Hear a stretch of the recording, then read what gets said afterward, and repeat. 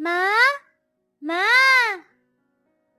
अरे अरे सोहन बेटा पीछे रहे, मैं वड़ा पाव की चटनी बना रही हूँ, कहीं गिर ना जाए। माँ मुझे भी पड़ोस वाली आंटी के बच्चों की तरह अच्छे अच्छे खिलौने चाहिए।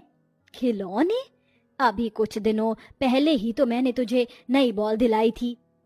वो बॉल बहुत बुरी है माँ, मुझे भी राज की तरह महंगी गाड़ी चाहिए।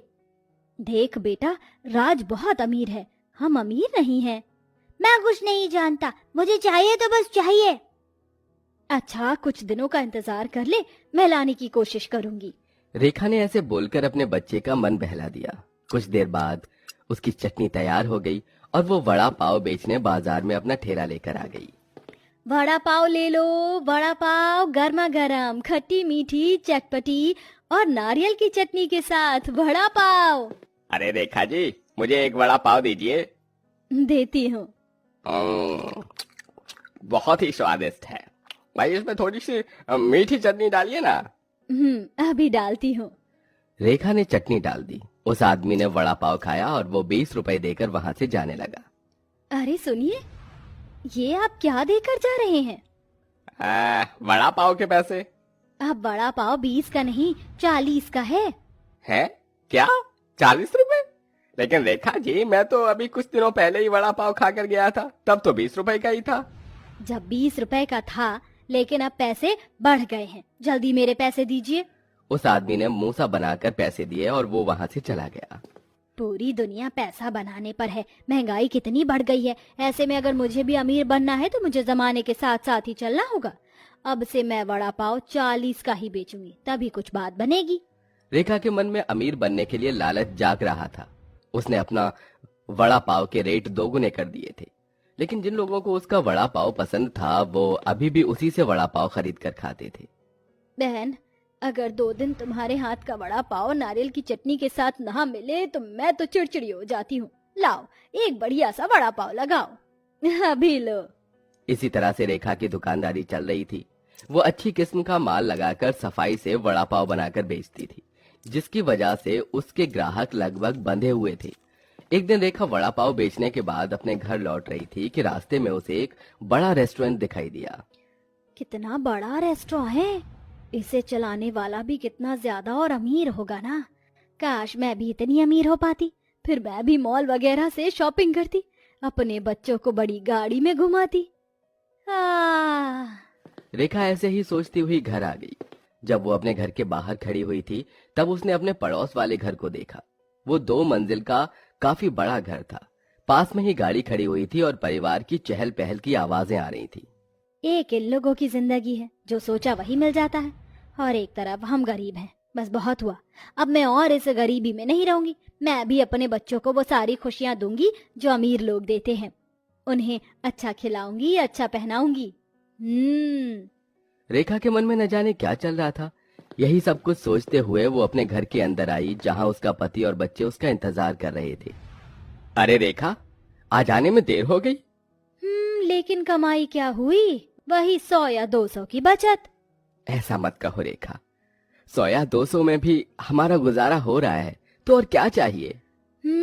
बस 2 वक्त की रोटी ही मिल रही है। आपकी मजदूरी भी इतनी कम है और मेरी भी कोई खास बचत नहीं हो पाती है। बच्चे बड़े हो रहे हैं, ये ख्वाहिशें करते हैं। मेरा भी मन करता है बाकी लेडीज की तरह शॉपिंग करने का, अच्छी अच्छी चीजें घर में लाने का, लेकिन ये सब हमारे नसीब में कहाँ। हमारे पास जो भी है हमेशा उसी का शुक्रगुजार रहना चाहिए। अच्छा वो सब छोड़ो, आज मुझे ठेकेदार जी ने ये कुछ आलू दे दिए।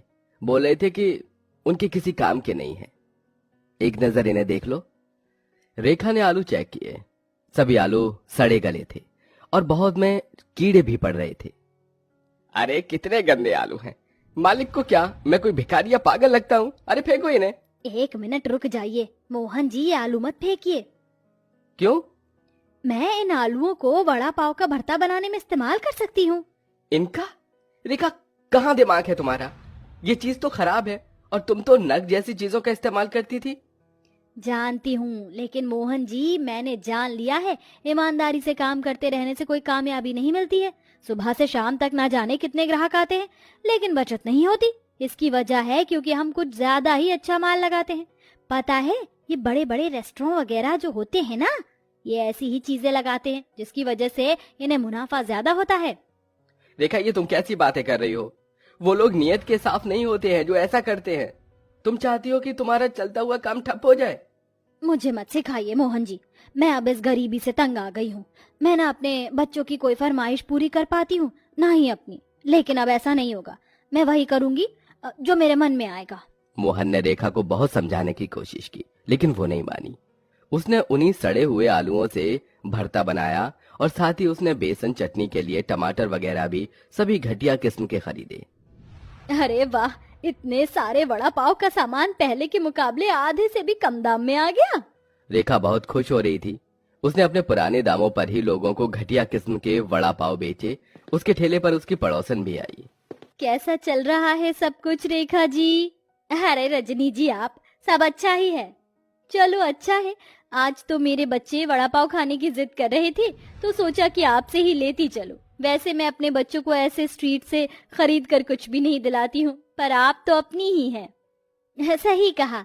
वैसे आप कहाँ से लौट रही हैं क्या? हाँ, वो मैं ना आज शॉपिंग पर निकली थी, मेरे पति भी साथ थे। जानती हैं रेखा जी, उन्होंने मुझे एक सोने का हार दिलवाया और साथ में डायमंड रिंग भी। आज तो मैं बहुत खुश हूँ। अच्छा, इसे तो मैं बहुत ही बेकार वड़ा पाव बनाकर दूंगी। ये लीजिए आपके 2 वड़ा पाव। थैंक्स। रजनी रेखा को जलाती हुई चली गई। लेकिन आज रेखा का मूड ज्यादा खराब नहीं हुआ था, क्योंकि मिलावटी करने के बाद उसे पूरे दिन का मुनाफा मिल चुका था। एक दिन मैं इस रजनी को पीछे छोड़ दूंगी। रेखा पूरा दिन वड़ा पाव बेचकर घर लौट आई। आज उसे बहुत ही अच्छी बचत हुई थी, तो उन सभी ने आज अच्छा खाना खाया। अरे वाह, थोड़ा सा दिमाग चला लेने से आज कितना अच्छा खाना मिल रहा है। रेखा, लेकिन भूलना मत कि लालच बुरी बला है। हाँ हाँ, ये सब बस कहानियों में होता है, असल जिंदगी में तो लालच ही कामयाबी दिलाता है। रेखा मोहन की मानने को तैयार ही नहीं थी। ऐसे ही मिलावटी सामान जैसे घटिया तेल, पई वाला बेसन, गले हुए टमाटर की चटनी और बेकार आलू लगाते हुए रेखा को 1 हफ्ता होने को आया था। इस 1 हफ्ते में ही उसने अपने बच्चों को अच्छे कपड़े, खिलौने वगैरह सब दिलवा दिए थे। बहन, पहले तुम्हारे वड़ा पाव में जो स्वाद आता था अब वो नहीं आता है। बनाने भूल गई हो क्या? मेरे हाथों का स्वाद तो आज भी वही है। लगता है खाने वालों की जबान में कमी हो गई है। तुम तो पूरी ही बदल गई हो। ये लो बहन तुम्हारे पैसे। रेखा की आदत भी खराब हो चुकी थी। वो अपने ग्राहकों से अच्छे से पेश नहीं आती थी और ऐसे ही चलते हुए अब लगभग 1 महीना होने को आया था। जो लोग रोजाना उसका वड़ा पाव खाते थे, अब वो बीमार पड़ने लगे। ये अचानक से ही मेरा पेट कैसे खराब हो गया? अब रेखा के ठेले पर लोग शिकायत लेकर आने लगे थे। अरे बहन, कैसा वड़ा पाव खिला रही हो? जब भी खाता हूँ मेरी तबीयत खराब हो जाती है। अच्छा, क्या सबूत है कि मेरे वड़ा पाव की वजह से हुआ है? तबीयत तो कैसे भी खराब हो सकती है। जाकर अपना चेकअप करवाइए। रेखा अपने ग्राहकों को इसी तरह टेढ़ा जवाब देकर भगा देती थी, जिसकी वजह से अब उसकी बिक्री बहुत कम हो गई थी। लोग उसके वड़ा पाव खाने ही नहीं आते थे। अरे यार देख वड़ा पाव, चल खरीदते हैं।